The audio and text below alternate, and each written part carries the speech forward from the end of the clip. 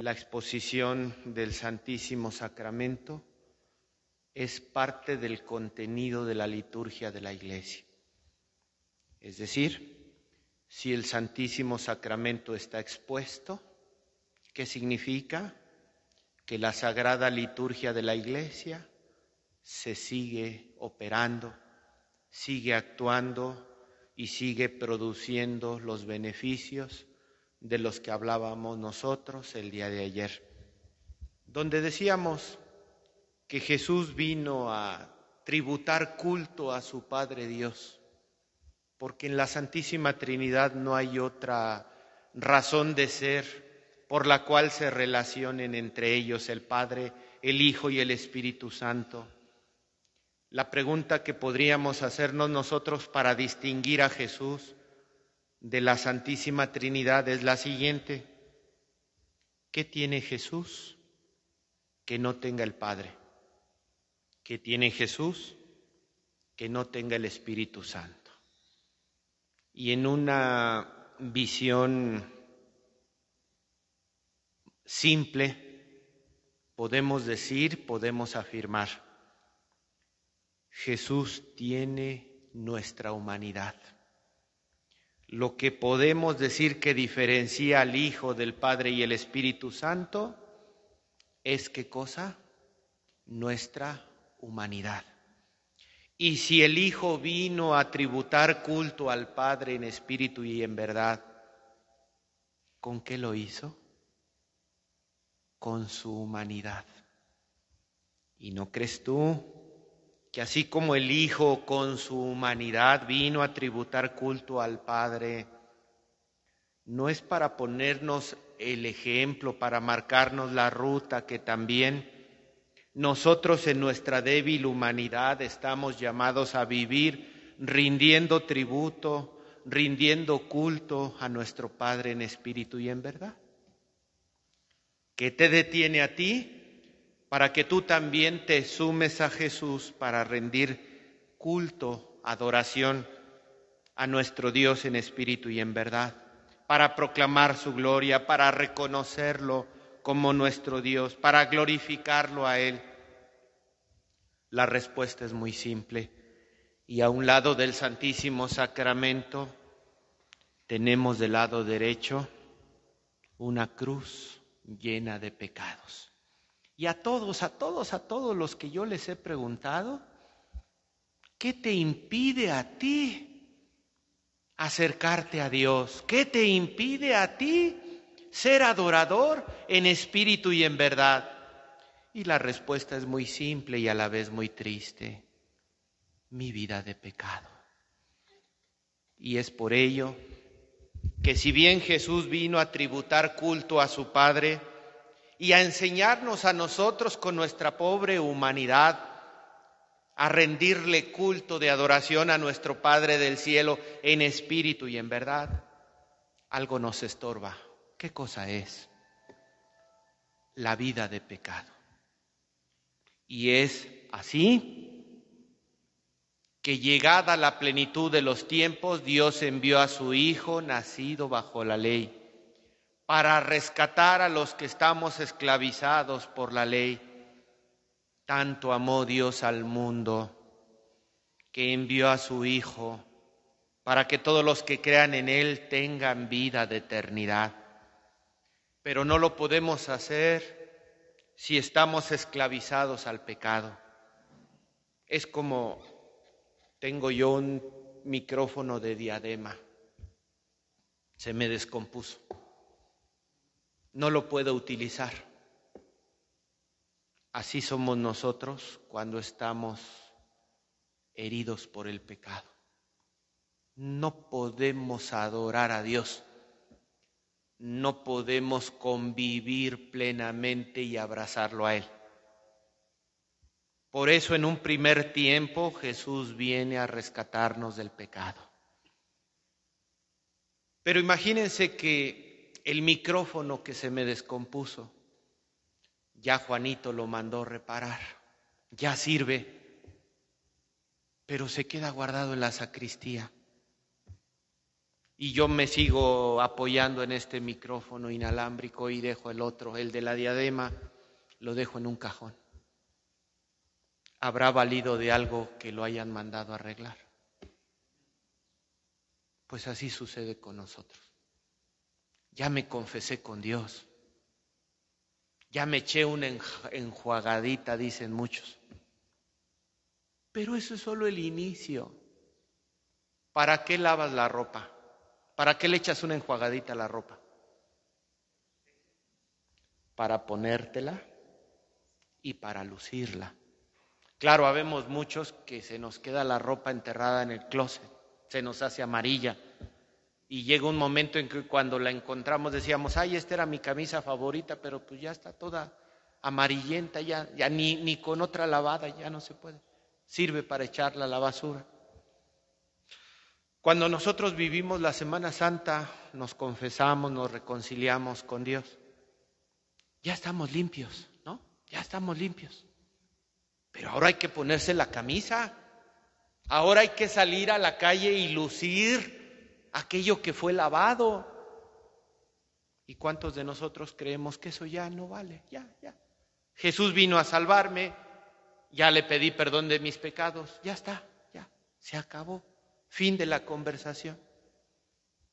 Jesús nos vino a liberar del pecado porque quiere que nosotros también glorifiquemos al Padre en espíritu y en verdad.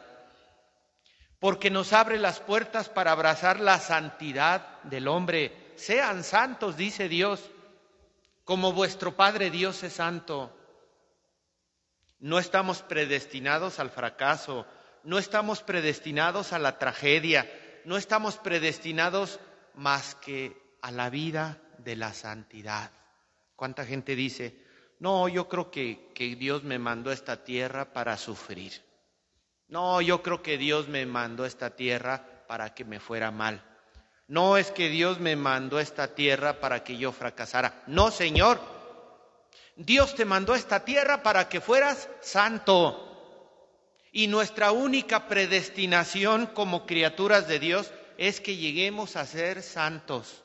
Pero quien te creó sin ti, no te salvará sin ti.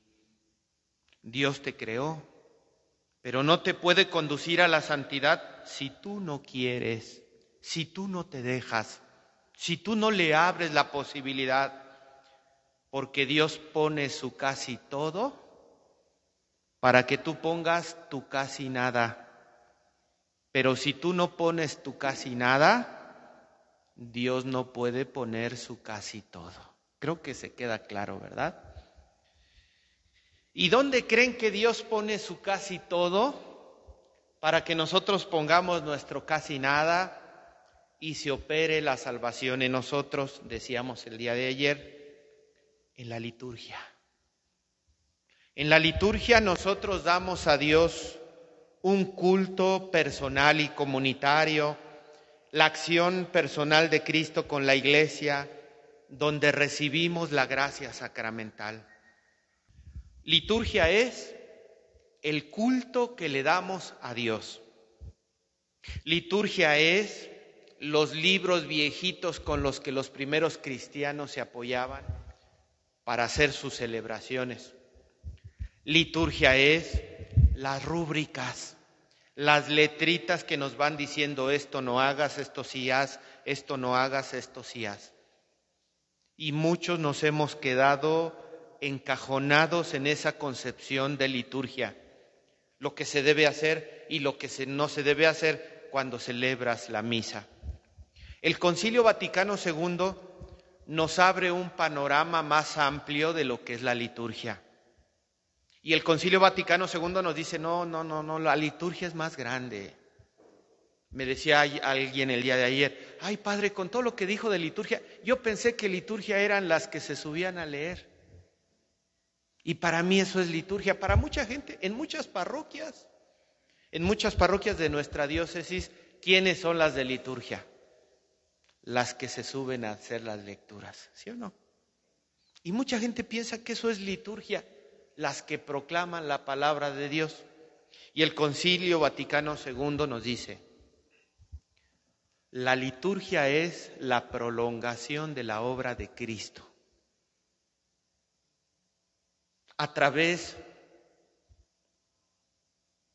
de la consumación en el misterio pascual. El misterio pascual es el centro de nuestra liturgia, donde Cristo consuma su obra. Ya dijimos que en primer momento Dios en su obra vino a adorar al Padre en su humanidad y hacernos a nosotros capaces también de ser adoradores de Dios, como lo es Jesús en nuestra débil humanidad. Y la obra de Cristo se consuma en el misterio pascual.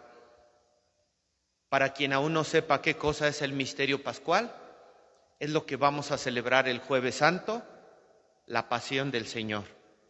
El Viernes Santo, la muerte del Señor.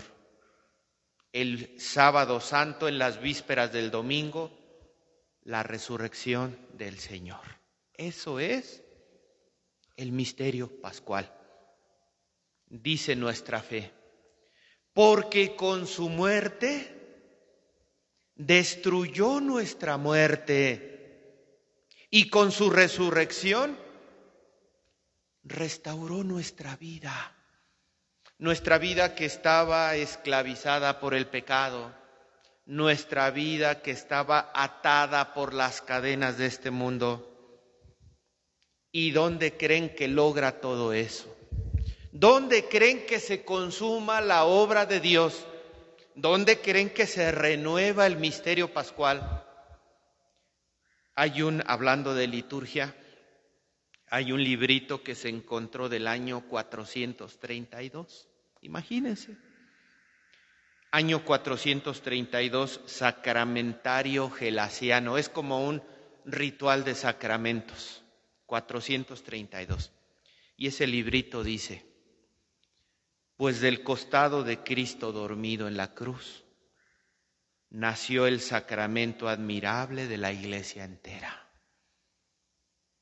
El poder que Dios opera por medio de la Iglesia a través de los sacramentos, ¿dónde creen que nació? En el costado abierto de nuestro Señor Jesucristo. Y para comprender lo que ahí sucedió, tienes que estar ahí. No puedes comprender esto solo a través de los libros. Es necesario estar ahí. ¿Y cómo vas a estar en el momento en el que Cristo derrama su sangre del costado abierto? Pues tienes que caminar con Él en el Vía Crucis. ¿Y cómo vas a caminar con Él en el Vía Crucis si no estuviste con Él en el Huerto de los Olivos? Pues hay que estar en el Huerto de los Olivos. Pero para estar en el Huerto de los Olivos necesitaste haber compartido con Él la cena del Señor, donde Él hizo el gesto del lavatorio de pies. ¿Y cómo vas a estar cenando con el Señor si no estuviste el domingo de Ramos en Betfagé, donde te dijo: vayan por un burrito y tráiganlo porque vamos a celebrar la Pascua? ¿Se fijan cómo todo confluye para que la obra de Cristo sea consumada a través del misterio pascual? Y dice el Concilio Vaticano II, ese misterio pascual se actúa ahora en la Iglesia, donde se ejerce el sacerdocio de Cristo, donde los signos sensibles, decíamos ayer, el ramo. ¿Cuántos de nosotros despreciamos coger un ramo? Cuando litúrgicamente se nos dice, los ramos del domingo son parte de la liturgia. Los signos sensibles significan y realizan, ojo, la santificación del hombre y del cuerpo místico, en donde nosotros podemos lograr nuestra santificación en la celebración de la liturgia. Si no comprendemos la liturgia, hermanos, hermanas, pero no las reglas, que si lees así, si lees asá, que si cantas el salmo, que si no lo cantas, que si cantas feo, que si... Eso sí son reglas que debemos purificar. Pero el verdadero sentido de la liturgia es como si fuera no sé si han visto cuando hay un teatro y se abren las cortinas y empieza la escena. La liturgia es como esa cortina que se nos abre para que nos dejen entrar a nosotros. Y nosotros, una vez que entramos por la cortina, somos parte protagónica de esa escena. Así es la liturgia. Y nosotros, desde el Domingo de Ramos, nos adentramos a vivir la consumación del misterio pascual con Jesús que viene a nosotros. En este momento nosotros contemplamos a nuestro Señor Jesucristo que está presente en la Eucaristía, que está presente en la custodia. Y Jesús está presente en la custodia, decía yo ayer, una razón muy hermosa, porque está adorando a su Padre. Pero por otra razón muy poderosa para nosotros está en la custodia, para que nosotros lo adoremos a Él. Y cada que Jesús está en la custodia manifiesto, estamos celebrando la liturgia. Pero nosotros no alcanzaríamos a comprender la razón de ser de la custodia manifiesta en el altar si no nos regresamos al Domingo de Ramos, si no nos regresamos a las costumbres del pueblo judío. Para muchos es sabido que el templo de Jerusalén custodiaba algo que se llama el Arca de la Alianza, ¿cierto? ¿Y qué contenía el Arca de la Alianza? 3 cosas fundamentales: las tablas de la ley, el bastón de Aarón, un poco de maná que recogieron del desierto. ¿Por qué lo guardaban? Porque creían que ahí estaba presente la gloria de Dios. Ahí radicaba la presencia del esplendor de Dios. Lo definían con una palabra: la Shekinah. Para los judíos la Shekinah era donde estaba el resplandor de la gloria de Dios. En este momento, si yo te preguntara ¿dónde es la Shekinah de los católicos? En el Santísimo Sacramento del altar. En el capítulo 8 del libro de Reyes nos dice que Salomón convocó a los principales del pueblo, a los coordinadores, a los jefes de los pueblos, para mandar traer el Arca de la Alianza al templo de Jerusalén. ¿Y qué creen que hizo el pueblo de Jerusalén cuando el Arca de la Alianza entró al templo? ¿Qué hizo? Cogió palmas, vitoreaba a todos los que iban cargando el Arca de la Alianza que iba llegando al templo de Jerusalén. Es lo que hacíamos nosotros el Domingo de Ramos, hermanos. Dios siempre quiere habitar en medio de nosotros. Viene a encontrarnos, viene a abrirnos una relación cercana con el pueblo de Jerusalén, con nosotros, los hijos de la iglesia. Pero ¿qué creen que pasó en Jerusalén? La gloria de Dios abandonó el templo. Así como en el capítulo 8 del libro de Reyes se nos dice cómo llegó victoriosamente el Arca de la Alianza al templo de Jerusalén, en Ezequiel 8 también nos dice una visión de Ezequiel. Cómo Ezequiel es transportado al templo de Jerusalén para decirnos que las personas que servían en él, cómo los ancianos pintaron con una especie de grafitis dioses paganos dentro del templo. Y por la noche los incensaban. Oye, tienes al Santísimo. Es a Él al quien nos debemos de dirigir y es a Él al quien debemos de adorar. ¿Qué pasaba en el templo de Jerusalén con el Arca de la Alianza? Pues la gente decía, yo hago mis propios grafitis con la figura de mis propios dioses y a ellos los voy a adorar. Como algunos hombres daban la espalda al Sancta Sanctorum, porque ahí es donde estaba el Arca de la Alianza, como si yo me agarrara y estuviera el Santísimo y le diera la espalda y me pusiera a adorar a los pobres que pasan por allá afuera. Así, gente que custodiaba el templo de Jerusalén le daba la espalda al Arca de la Alianza para adorar al Dios del Sol. Y entonces el Arca de la Alianza abandonó el santuario. Ante esta infamia hacia Dios, la gloria de Dios abandonó el templo. ¿Y por dónde crees que abandonó el templo la gloria de Dios? Por la puerta oriental y por el monte de los olivos. En el año 586, el rey Nabucodonosor destruyó el templo de Jerusalén. No quedó nada, absolutamente nada de ese templo cuando el rey Nabucodonosor lo destruyó.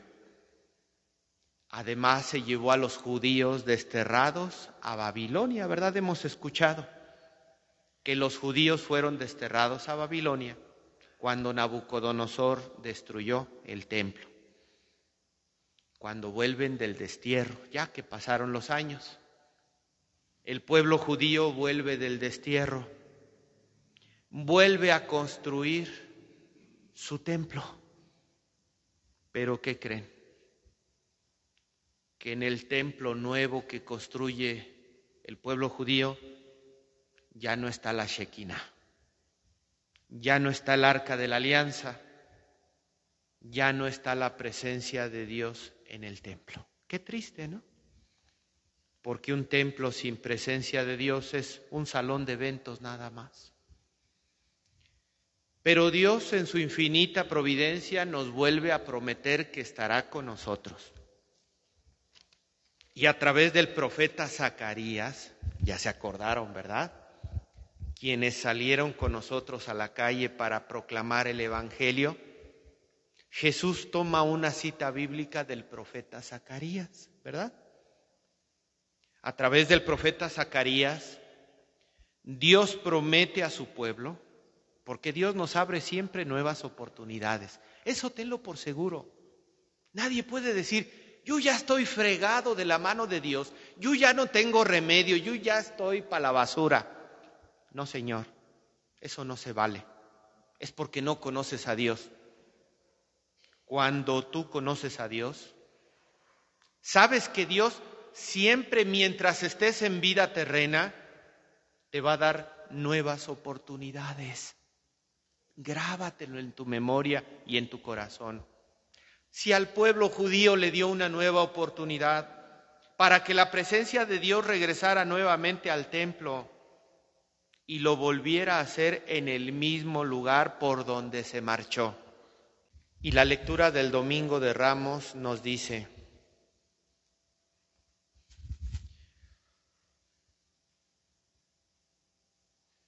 vayan al pueblo de allí enfrente. Al entrar encontrarán amarrada una burra y un burrito con ella. Desátenlos y tráiganmelos. ¿Por qué dice Jesús esto? Porque la profecía de Zacarías decía que la Shekinah, la gloria de Dios, el resplendor del Arca de la Alianza, iba a regresar por donde se fue. Por el monte de los olivos, por la puerta oriental, va a entrar al templo. ¿Y cómo creen que va a entrar? Dice la lectura del domingo: montado en un burrito. Y todos le aclamarán: Hosana, viva el Hijo de David, bendito el que viene en el nombre del Señor, Hosana en el cielo. La gloria de Dios regresa al templo de Jerusalén. Pero ahora la gloria de Dios no son las tablas de la ley. La gloria de Dios no es la vara de Aarón. La gloria de Dios no es el maná en el desierto. Ahora la gloria de Dios es una persona. El Dios hecho hombre, Jesucristo nuestro Señor. Esa es la nueva gloria de Dios. Esa es la Shekinah, en donde resplandece la gloria de Dios.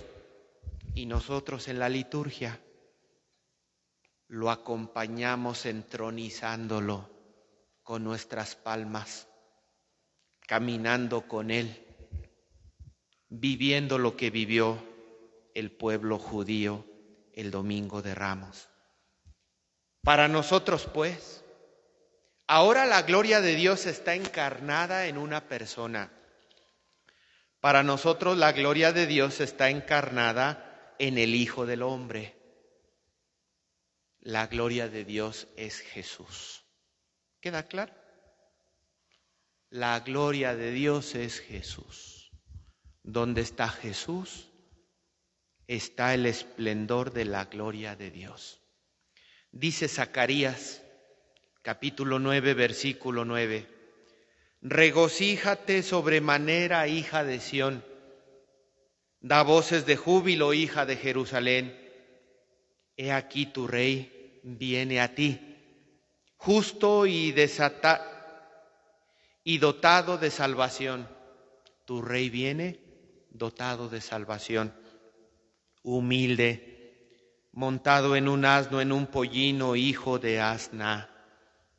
La salvación que vamos a celebrar en el misterio pascual, jueves, viernes y sábado, ¿por dónde entra? Por el Hijo del Hombre que viene montado en un asno y viene a renovar la presencia de Dios, que ya no estará más en el arca de la alianza, sino ahora estará en la presencia de una persona llamada Jesús, a quien nosotros alabamos como Rey y Mesías. Para nosotros es la nueva Shekinah, para nosotros es la nueva arca de la alianza, para nosotros es el Hijo del Hombre que ha bajado del cielo para llevarnos a nosotros al cielo con Él. Y por eso lo alabamos el Domingo de Ramos. Pero algo más fuerte viene aún. Jesús no vino a quedarse encerrado en un templo. Jesús no vino a quedarse encerrado en un sagrario. Algunos dicen que no agregamos más a Dios porque Dios es perfecto. Pero cuando se hizo hombre, adquirió un cuerpo. Y si nosotros nos olvidamos de que Él está en el sagrario, yo creo que Él como hombre sufre porque es despreciado. Dios no vino a volver a ocupar la Sancta Sanctorum del Templo de Jerusalén. Ahora, ¿qué creen que Dios quiere ocupar?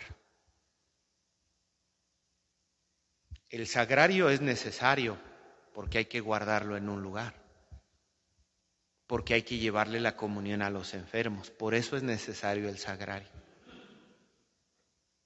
Pero si todos lo recibiéramos y lo hiciéramos vida en nuestra vida, a eso vino Jesús.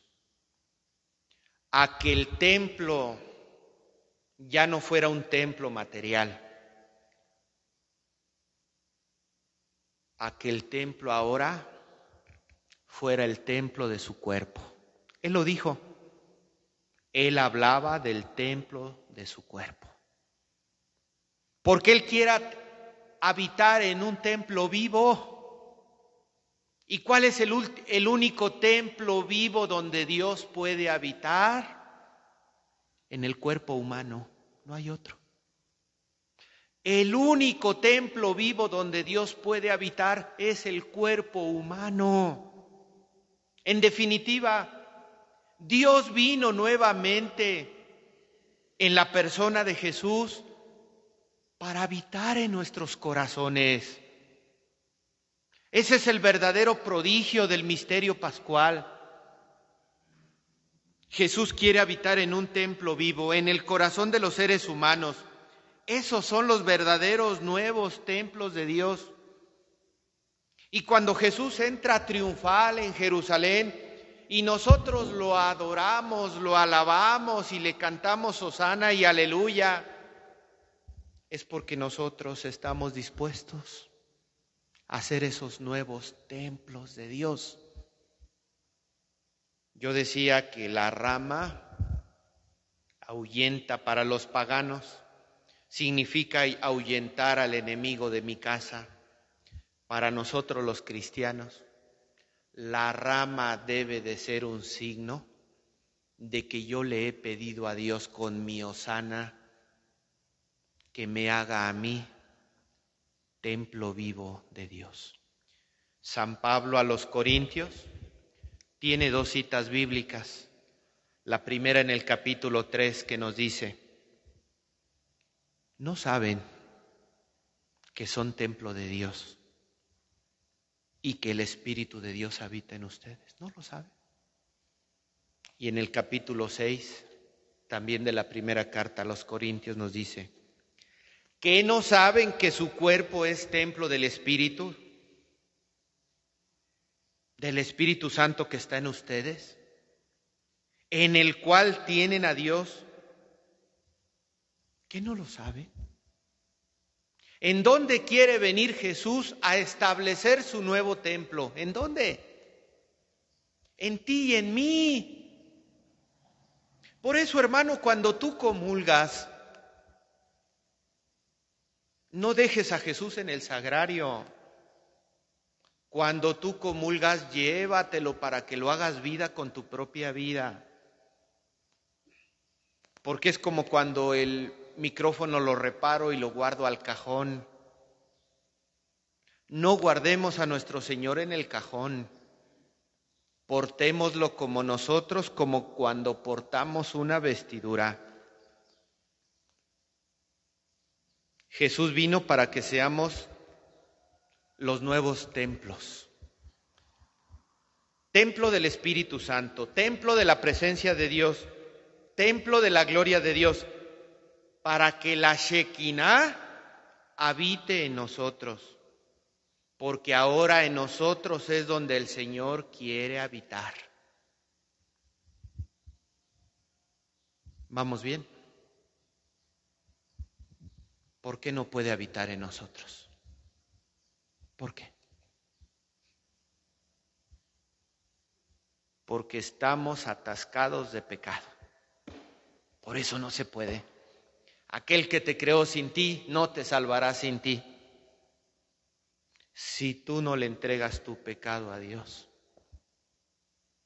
Dios no puede habitar en ti. Dios puede habitar en mí si solo yo le abro la puerta y lo recibo. Y ¿saben cuándo nosotros nos cerramos a recibir la gloria de Dios? Cuando nos abrimos a otros dioses. Se me hizo muy curiosa la imagen del profeta Ezequiel. Cómo los ancianos del templo, estando dentro del Sancta Sanctorum, se pusieron a diseñar con grafitis dioses paganos. Pero no es nada nuevo para nosotros. Como muchos de nosotros que venimos a comulgar y nos llevamos a Jesús dentro de nosotros, apenas, es más, ni salimos del templo. Yo otras veces decía, apenas salimos de la iglesia y ya estamos ofendiendo a Dios. No. Apenas regresas de comulgar y le elevas tu mirada y ya estás ofendiendo a Dios. Y ya te estás desviando con dioses paganos. ¿Qué no acabas de recibir a Dios?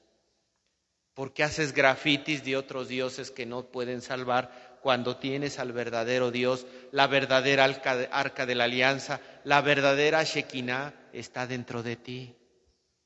Porque somos de cabeza dura. Y como somos de cabeza dura, miramos a Jesús como Nicodemo y vamos a ver a Jesús de noche, porque nosotros de noche estamos cuando vivimos en pecado. Y a mí siempre, siempre, siempre me ilumina mucho lo que le dijo Jesús a Nicodemo. ¿Quieres ser templo de Dios? ¿Quieres ser morada del Espíritu Santo? ¿Quieres ser adorador de Dios en espíritu y en verdad? Ahí te va la fórmula. El que no renazca de nuevo, no puede. El que no renazca de nuevo no puede ver el reino de Dios. El que no nazca del agua y del Espíritu no puede entrar en el reino de Dios. Así o más claro, ¿cómo quieres que te la ponga? ¿Cuánta gente dice, no? Dios es bueno, te perdona todo, te vas a ir derechito al cielo con todo y zapatos? El que no nazca de nuevo. Dice San Agustín, tenemos dos vidas, la vida biológica y la vida de la gracia. Y nacemos de nuevo a la vida de la gracia cuando recibimos el bautismo y la confirmación. Si no nacemos de nuevo, no podemos vivir en el Espíritu. Lo nacido de la carne es carne, lo nacido del Espíritu es el Espíritu. Por eso no te asombre que en la vida de la iglesia te digan, tienes que nacer de nuevo. ¿Cómo vamos a nacer de nuevo? ¿Cómo vamos a renovar esa presencia bautismal del Espíritu que Dios depositó en nosotros? ¿Cómo vamos a renacer una vez más? ¿Cómo? ¿Cómo? No los oigo. Ya recibimos el bautismo. Ya los catecúmenos ya van a recibir la confirmación. ¿Cómo renacemos de nuevo?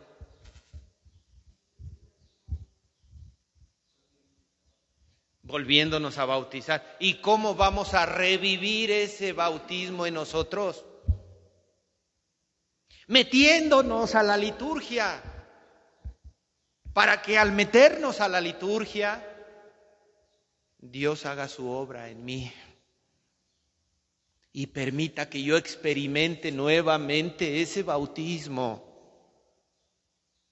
Liturgia que empieza de manera fuerte el Domingo de Ramos y acaba en la vigilia pascual, donde renovamos esa presencia del Espíritu Santo que Dios derramó en nosotros. ¿Ya viste por dónde va el argumento?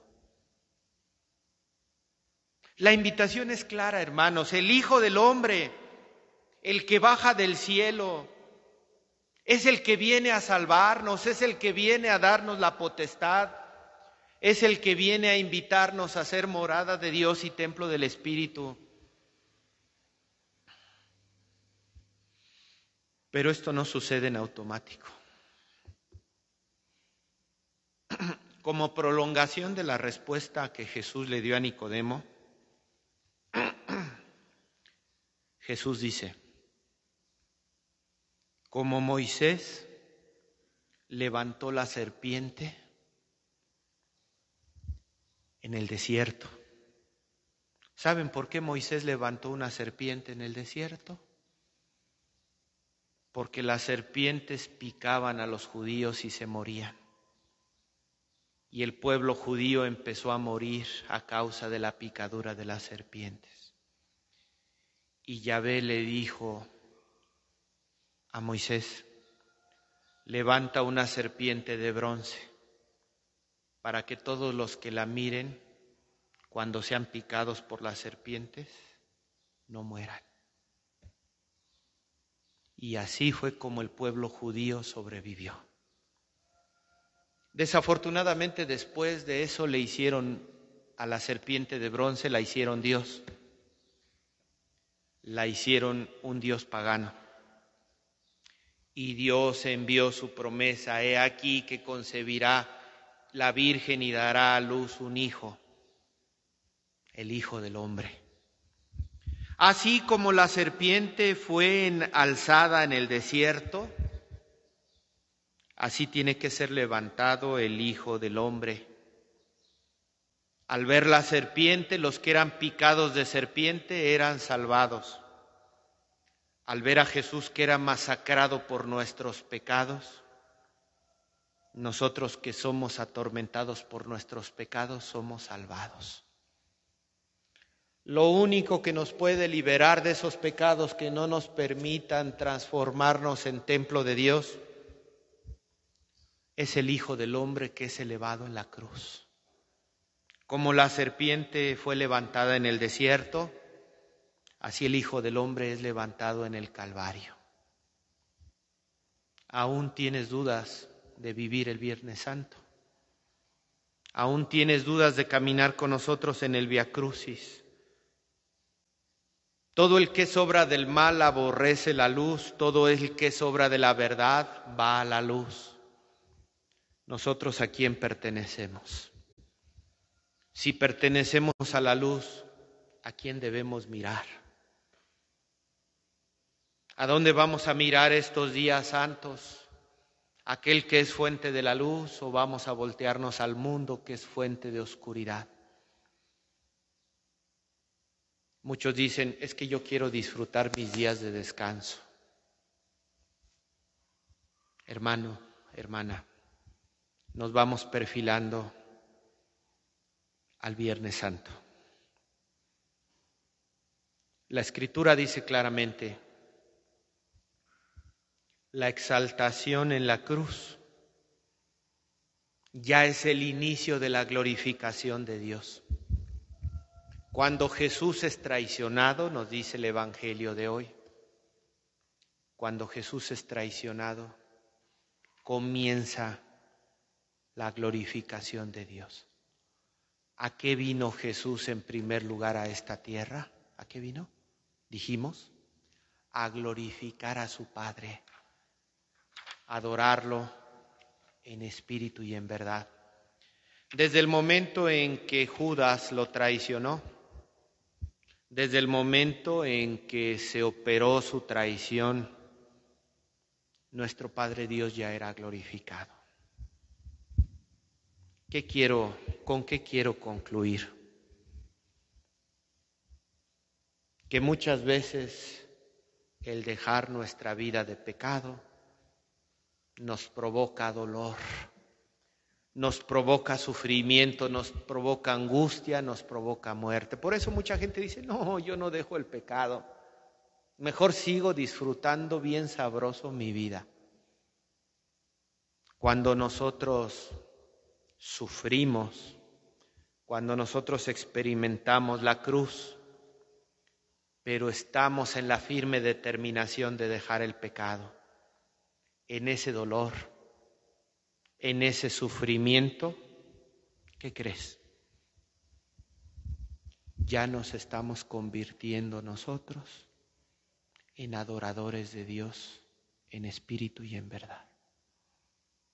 ¿Te das cuenta? Su exaltación en la cruz, su traición en la última cena, da inicio a su glorificación. Abracemos entonces la cruz. Bendito madero en el que fue clavado Jesús, por eso adoramos a la cruz. Decía en el canto del Santísimo, no adoréis a nadie más. ¿Por qué adoramos a la cruz? Porque la cruz no se puede separar de nuestro Señor. Si adoras a nuestro Señor, estás adorando la cruz. Si adoras la cruz, estás adorando a nuestro Señor. Se dan cuenta cómo es una simbiosis, cómo no se pueden separar. Entonces, ¿tú por qué quieres renegar del dolor? ¿Por qué tú quieres renegar del sufrimiento? Si cuando tú entregas tu pecado, tus dolores y tus sufrimientos, ya estás glorificando a Dios. ¿No para eso hemos venido a esta tierra? Para eso hemos venido, hermanos, para glorificar a Dios, como lo hizo Jesús y nos puso el ejemplo. Nos viene a liberar del pecado y nos dona su Espíritu, fuente de vida eterna. Os rociaré con agua limpia y quedaréis limpios de todas sus inmundicias y de todos sus ídolos. Además les daré un corazón nuevo. Cierro, porque ya terminamos. La propuesta es, ¿quieres renovar tu alianza personal con el Señor? No dejes de vivir estos días santos. Fíjate qué tan generoso es nuestro Dios. A veces solamente lo reducimos a decir, nos vino a salvar, punto, se acabó. Además de venirnos a salvar, además de venirnos a quitar las cadenas del pecado, nos vino a enseñar cómo ser adoradores de Dios. Nos vino a enseñar cómo ser templo de Dios, morada del Espíritu Santo. Nos vino a donar el soplo de su Espíritu. ¿Te parece poco? Nos vino a dar vida eterna. Nos vino a prometer la resurrección al final de los tiempos. Nos vino a dar un corazón nuevo. Ya no un corazón de piedra, sino un corazón de carne. Y pondré un espíritu nuevo dentro de ustedes. Habitarán la tierra que le di a sus padres, y ustedes serán mi pueblo, y yo seré su Dios. ¿Quieres tú esa alianza para ti? ¿La quieres? ¿Dónde la vas a vivir? ¿En la playa, en la alberca o en la liturgia? En la liturgia. Quitaré de su carne el corazón de piedra y les daré un corazón de carne. ¿Crees tú eso?